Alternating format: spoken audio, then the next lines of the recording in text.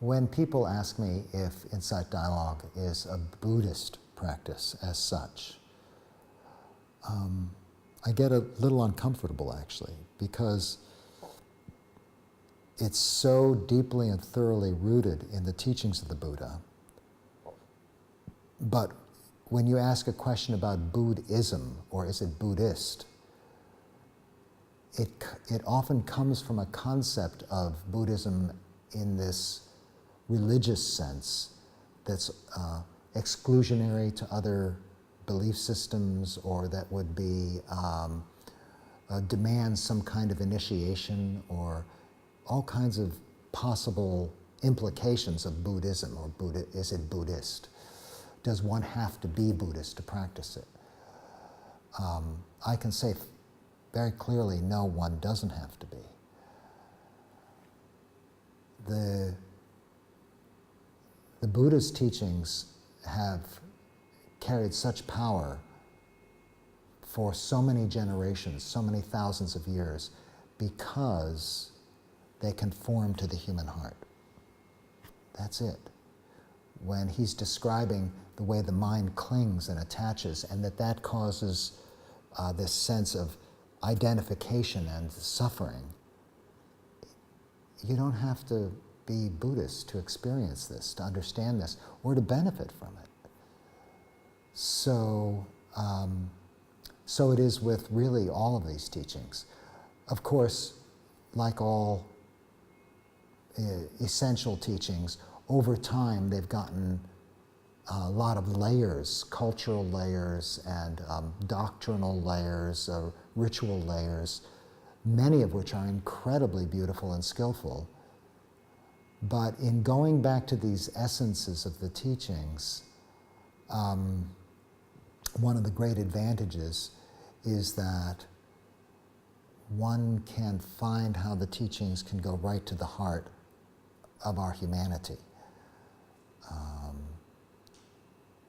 Now, if one comes with some background in the Dhamma and some real confidence in these teachings, some faith in these teachings, that then serves actually to energize and deepen the practice. So it's not that there's no role for that quality of faith, because what it does is it provides a kind of emotional energy to really drop into, let's say, tough questions.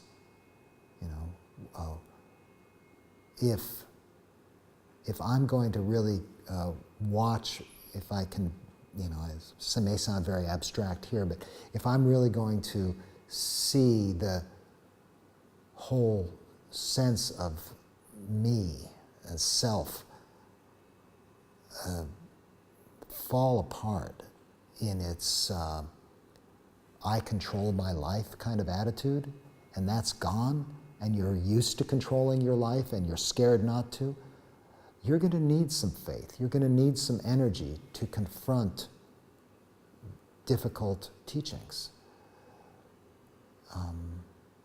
And in Insight Dialogue, you also have the existence of another person or several people that hold you in compassion in that moment of dissolving. So it's quite powerful. Now, do you call that Buddhist?